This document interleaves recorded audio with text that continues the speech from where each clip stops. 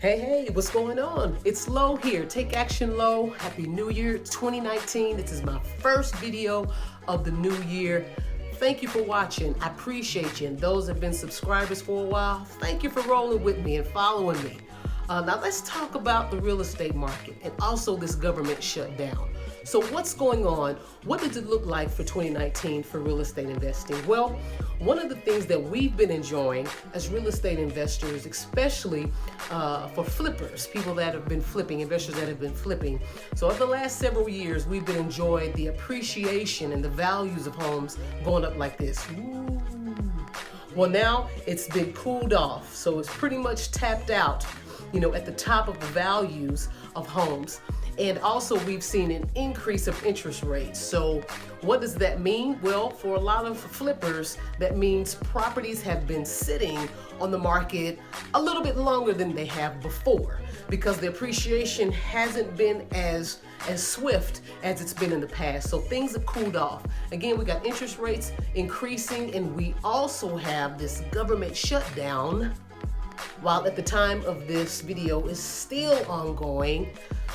It's going to hurt a lot of people, unfortunately. Now, what does that mean for real estate investors?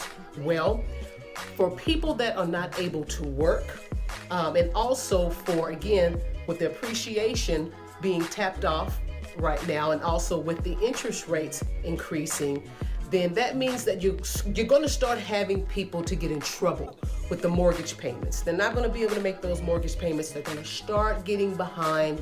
So it's likely we'll start seeing an increase in foreclosures. And again, for investors, what does that mean? That means that we'll be able to help out these homeowners, for those that are behind on the payments, if they can't afford to catch the payments up. It's going to be opportunities where we can come in and help them. If they can't sell the house, meaning if they bought the house a few years ago, let's say for $200,000, right? And let's say that the house is valued now today, maybe only at $210,000. Well, that's only $10,000 in equity. So with the mortgage payment, let's say with 5% interest rate, with PITI, which is principal, interest, taxes, and insurance, let's say that's a $1,500 payment a month. And people start getting in trouble and they can't make those payments. Well, as an investor, you can come in and help those homeowners, especially if they want to sell or, they're not sure what they want to do, but let's say they just want out. Well, what you can do is you can use a strategy called subject to investing.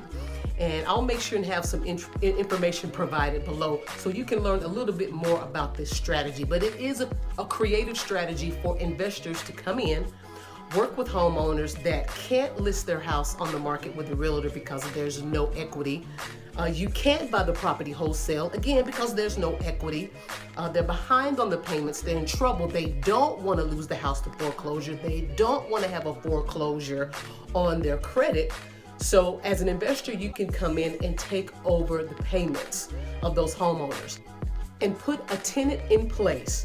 So let's say that you can rent that property for $1,800 a month as an investor. So again, the mortgage payment, the total mortgage payment is $1,500 a month. If you can put a tenant in the property for $1,800, what's the difference? That's $300 cash flow. So now you have a property where you've taken over the mortgage, you have the deed to the home, you've helped these sellers who are behind on the mortgage payment, you've helped save them from losing their house and also, having this ding on their credit. And you as an investor, you can come in and take over, and it's a rental for you. You can add it to your rental portfolio, again, without using the bank. Two things are happening. You're helping that seller not lose the home to foreclosure, get a foreclosure in their record, and also you're able to add an investment property to your portfolio without having to use a bank.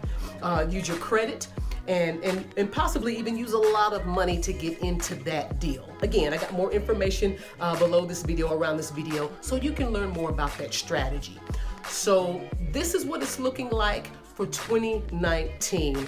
And I'll have some additional resources that you can do your own research and learn more. But as an investor, it's important to know and understand what's going on in the market, how you can position yourself as an investor to add more properties either to your portfolio. If you're looking to flip, additional properties, how you can do that. There's so many different ways and strategies as a real estate investor to acquire properties and to make money.